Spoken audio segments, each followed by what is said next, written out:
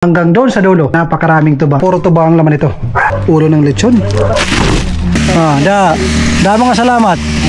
Damot na salamat. Mahal to sa market mga kaparmers. Morning mga kaparmers. Umaga. Alas 6 pala ng umaga.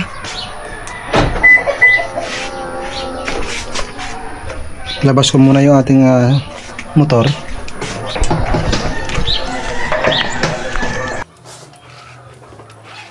Palitan ko yung side mirror. Bili ko lang nito.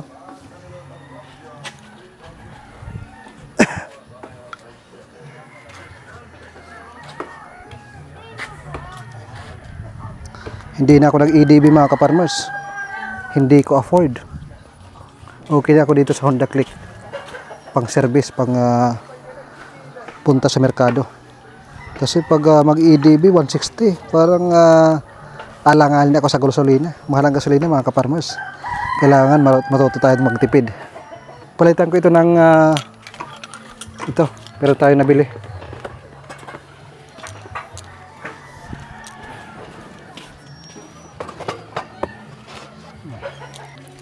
Wala ko ng side mirror pampapugi. Papalitan ko to, tatanggalin ko muna to.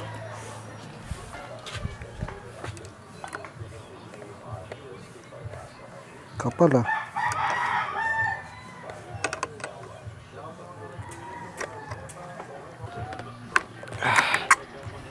Kailangan ng piso mga kaparmers. Gamitin yung piso. Kala ko wala nang silbi ang piso ngayon.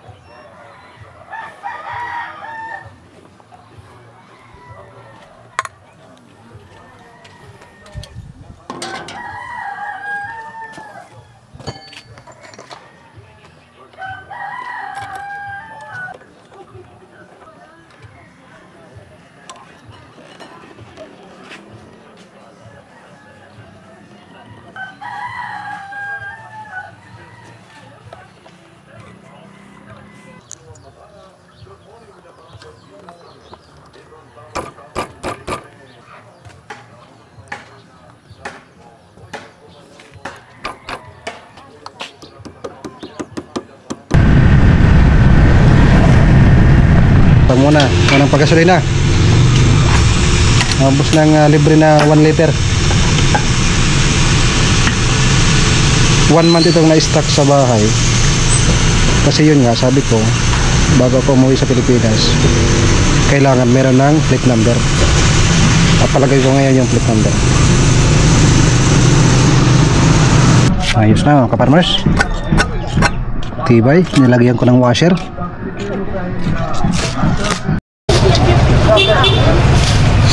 Ano ba ito?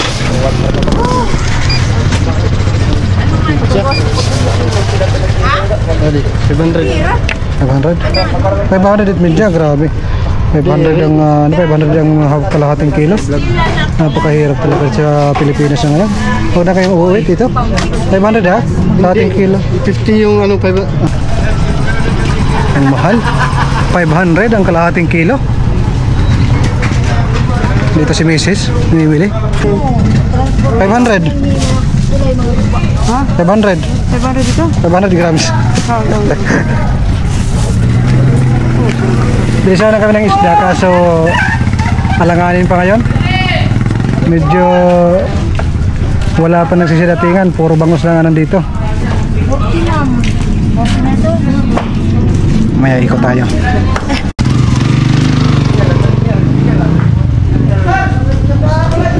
Alas 12 kasi ngayon, wala pang nagbibinta ng maraming isda. I-stop muna kami ni Mrs. kasi bumili siya ng kinodyot.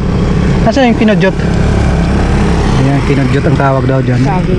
Dito, matagal na tayo dito. Ang mga binta is mga saging, mga root scrap, kung ano-ano lang, sari-sari. Suka, tuba, galing na yung negosyo. Probinsya, basta't madiskarte ka lang, wala kang problema, panalo. Kaya sa mga nagsasabing sa probinsya ay mahirap pag wala kang diskarte, pero pag madiskarte ka siguradong panalo.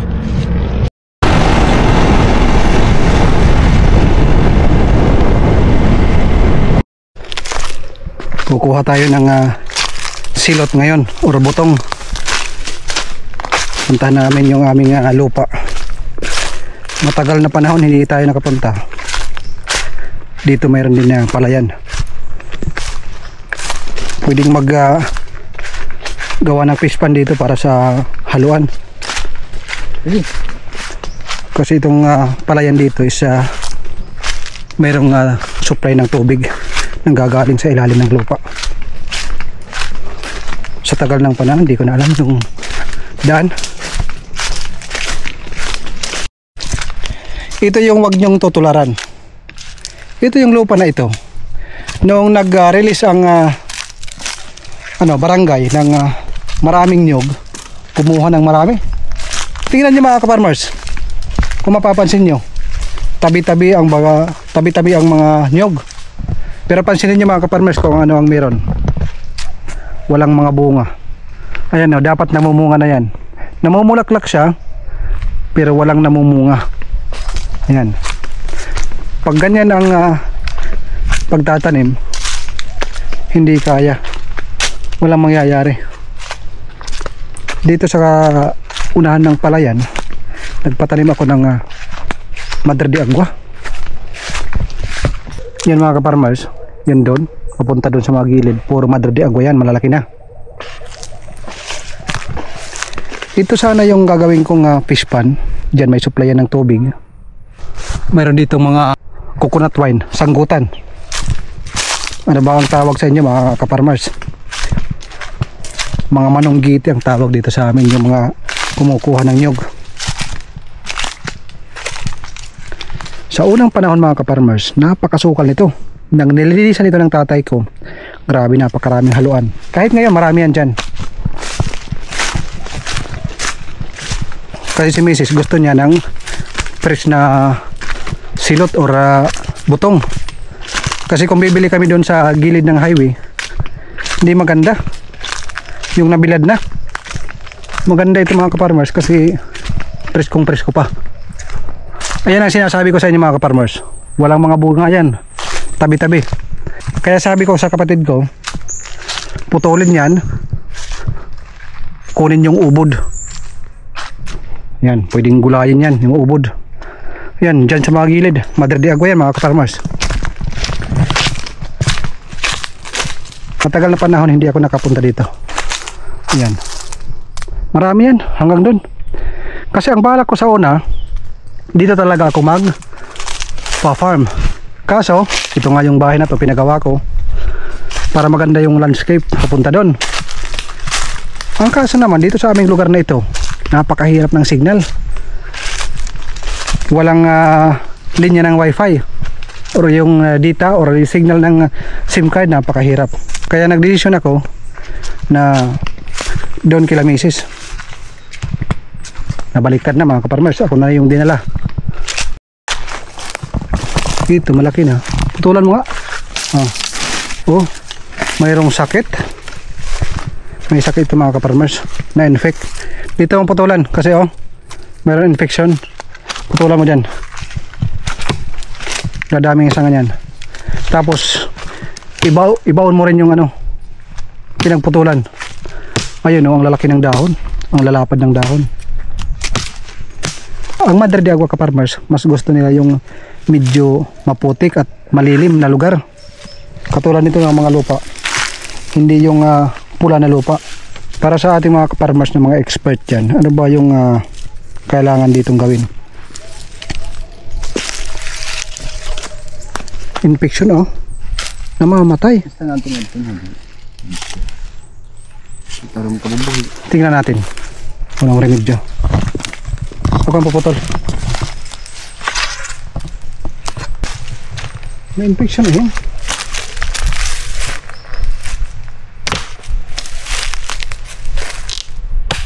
grabe infection. Hanggang sa puno ng infection. Hanggang sa puno ng infection kasi makikita natin itim. Ayan itim. Pero okay lang yan. Sayang naman ito mga ka-farmers.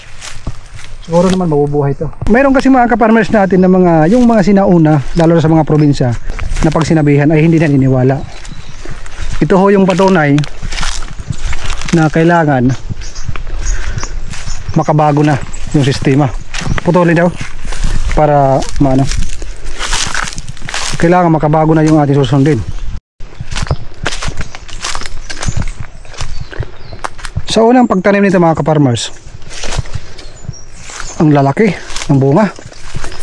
Siguro hindi lang nakasampung harvest na ito mga ka-farmers dito. Malawak yan hanggang doon. Puro pinya. Kumbaga ito ay mga sikahanan na. Pero pag namunga pa rin, tuloy-tuloy pa rin. At maganda pa rin ang kanyang bunga nito. Lalo na pag nabunuhan at nalilinisan. Kaso mga ka-farmers, pag tayo naglinis, alam nyo ba ang nangyayari pag tayo naglinis? Gaganda yan. Pagkatapos gumanda mga ka-farmers, makikita nyo naman walang kabahayan dito. Sumasama sa iba. Yung mga nag-aalaga ng kalabaw dito, yung mga katabing lupa, sumasama sa kanila mga ka-farmers. In short, kinukuha. Lalo na pag nagugutom, kumukuha na lang at kinakain. Hindi naman masama. Ang mas masama, minsan nagdadala pa 3, 5. Kung pangkain lang, walang problema mga ka-farmers. Naiintindihan natin yan. Malawak yan, hindi ko na papasokin. Kasi ang purpose namin dito is kumuha lang kami ng buko. Ayan, mga sanggutan yan. Mas malakas kasi ang kita ng sanggutan kaysa sa nyog. Alam niyo kung bakit mga ka-farmers? Araw-araw kinukuha yung tuba or suka. Sa nyog mga ka-farmers, maaaring malaglag. Di katulad yung mga sanggutan na yan, every morning, makakapag-harvest. Yun nga lang, kailangan mong akyatin araw-araw. Bagong sim na yan. Ito, matibay ito. Bahi ito mga ka-farmers. Mabubulok na lang ang bakal. Ito hindi pa ito mabubulok. Napakatibay ng kahoy na ito. Ito mga ka-farmers, napakatibay din to. Ang tawag dito is sumarog. Sumarog. Ayan, na-abandon na. Sabi ko sa kapatid ko, doon kami magpa-farm. Gagawin naming farm yung kabilang lupa namin doon kay Mrs. Pero nabili ko yun noong ako ay nasa abroad pa. Itong kahoy na to, ito yung tinatawag na kilikili. Iba yung atipulo. Ayan yung dahon mga ka-farmers. Ito yung dahon niya. Buo. Ito maliit lang yan. Nakikita nyo, para siyang malambot na. Wala nang silbi. Pero pag tinanggalan yung malambot na parte, mayroong singlaki ng binti siguro. Napakatibay niyan mga ka-farmers. Yun ang tinatawag na bahi. Yung matigas na part. Kahit ilang taon yan mga ka-farmers, hindi masisira. Talo pa ang bakal. Yan naman yung atipulo. Iniwan namin yung motor kasi hindi na kaya. Kasi bagong linis nagpaharas. Ang tawag dito sa amin, nagpaharas. Ayan. Kasi yung lupa na ito mga ka-farmers, mayroong mga ibang tao na gustong angkinin ang lupa na ito. Hanggang doon napaka lawak nito. Iba't ibang may-ari. Dahil sa hirap ng buhay, hindi nakakapagbayad ng buhis. Mayroong mga tao na gustong angkinin. Ayan. Kaya ang ginawa ng auntie ko, ang auntie ko dito ang nakahawak dito, doon yun sa amin. Mother of title nito, ang auntie ko yung nakahawak. Ang ginawa, nilinisan lahat para makita na mayroong nagmamay-ari ng lupa na ito. Kasi mayroong mga tao na gustong angkinin. Siyempre mayroong pera, mayroong nag-i-sponsor at marurunong. Mayroong panggastos para sa pagsusukat. Kawawa naman yung mga tao na nandito na kinakawawa porkit walang pangbayad ng pangpasukat. Mga salamat. Damulat na salamat. Siyempre. Picture pa ako. Ito mga ka-farmers, sa akin din to. Buntis na to. Mga malapit na sa 2 months. Payat lang yan mga ka-farmers, pero pag nanganak yan, baka nasa 7 hanggang 10. Manipis lang yan, pero nakikita nyo naman yung 2 anak. Ayun yung 2 anak niya. Ayun, at saka doon. Meron pang isa, pupuntahan natin. Pinababantayan ko ito dito sa aming mga kapitbahay. Native na baboy. Ito hybrid to mga ka-farmers. Ayan.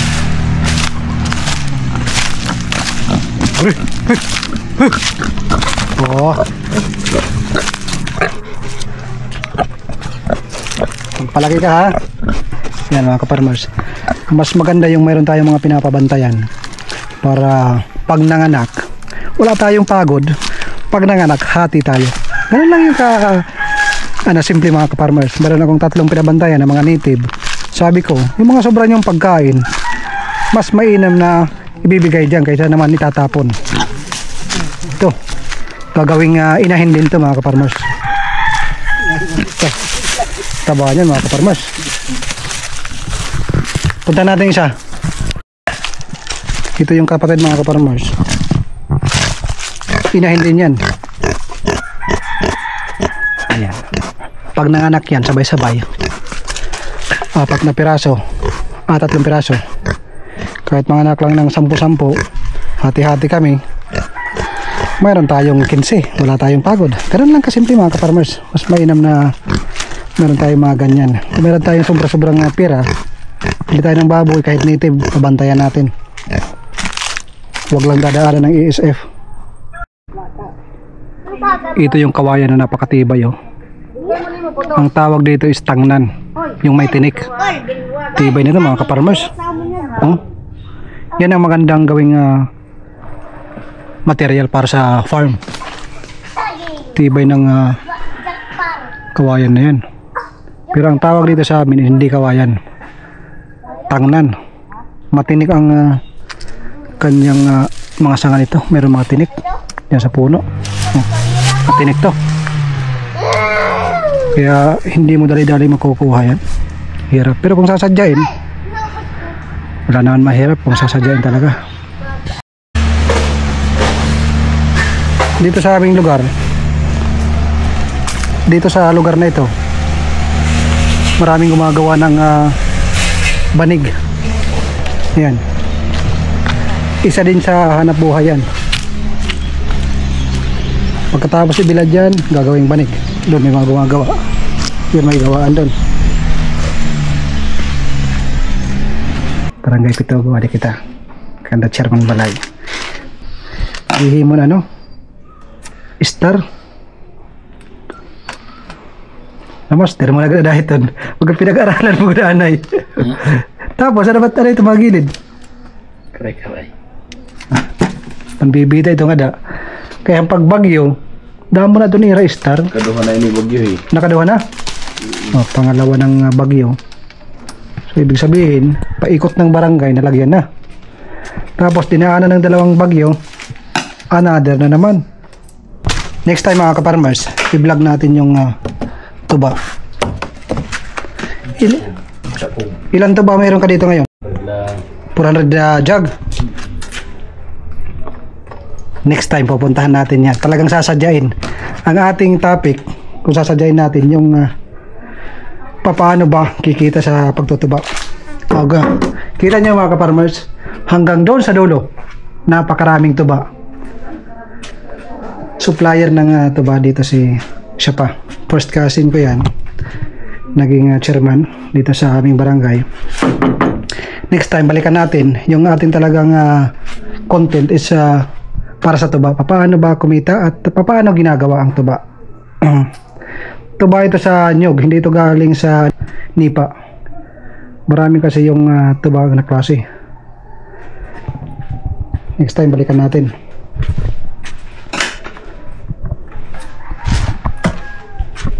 Ay pa siya pa. Pila pa ka di?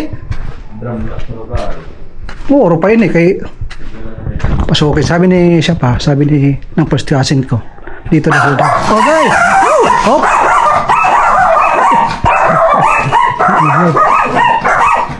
Pinagalitan ako. Ha? Tingnan ako sa drum. Ayun. Okay mga kapangos.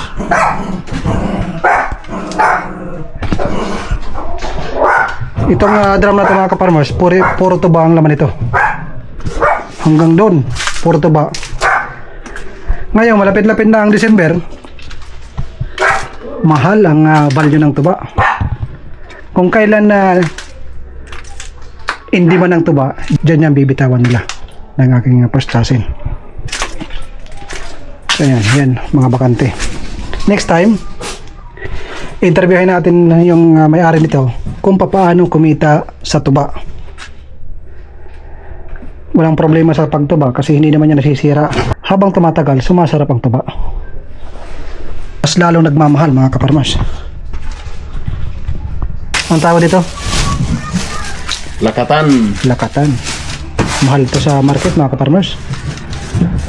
Next time, sabi ni kaparmas sa Joel, first cousin ko, puntahan natin yung kanyang pinagmamalaki na road to 1,000 na puno. 1,000 na adi, damo na adi. Madodo dito kung putsa dito sa Ilopin. Patson Ilopin. madodo na maging itabla. Oo. Pinili pa to guys. Damo, salamat. Ito ay libre ka farmers. Tapos pag action pag dulaw, Tanggalan madad. so kung tanggalan mo aga, pagkakulop ito puro hilaw. Nakalimutan Tingnan mo tayo. po to siya. Next time, Hinog-hinogan. puntahan natin yung kanyang farm mula sa tuba hanggang doon sa kanyang pinyahan at doon sa kanyang lakatan. Ano ba yung tawag sa inyo nito mga kaparmers? Dito sa amin sa Leyte, Bangaran o lakatan ang tawag dito. Tama ba? Yan, puntahan natin yung kanyang malawak na lakatan, mas pinapalawak pa.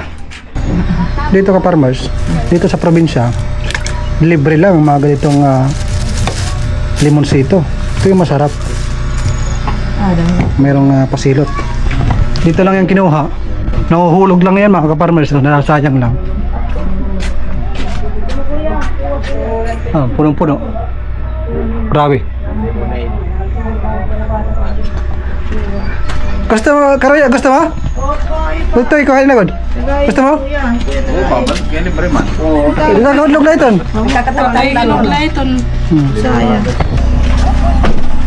Dito sa probinsya mga kaparmers, napakaraming libre. Tiba-tiba.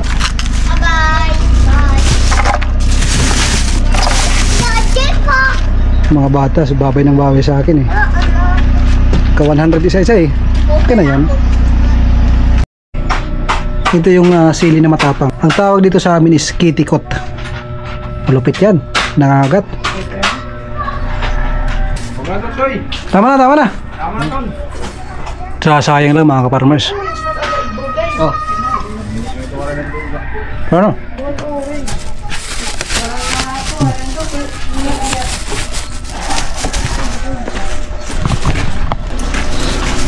Kailangan makabili ka yan ng tangigi. Wala lang bulinaw yan na pala. Dili pa season bulinaw. Mayroon pang bring home mga kaparmers. Ulo ng lechon. Native na lechon ito mga kaparmers.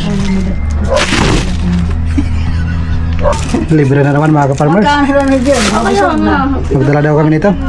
Doon sa may uluhan. Min. Dito. Okay. Mabalitan din nanay. Sige yan dito. Kaya ito ito lang. Ito na part lang. Ito. Kapot na eh. Kapot ni. Ano kayo ayos? Ito nga part. Ayan. Kontento na ako niyan. Ay, pag ano. Uy. Hello mo. King gagaptan na. Oh, Brad. Gusto niya. Kami kanina naging kuhan. Ano yan? Padarakan kuya. Di kuya, darangan. Pero kayo gusto ito. Makarawal dito.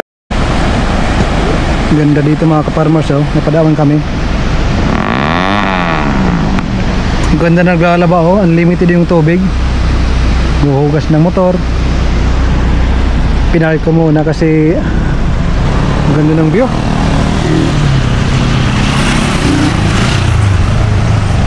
Pinasilip ko lang sa inyo.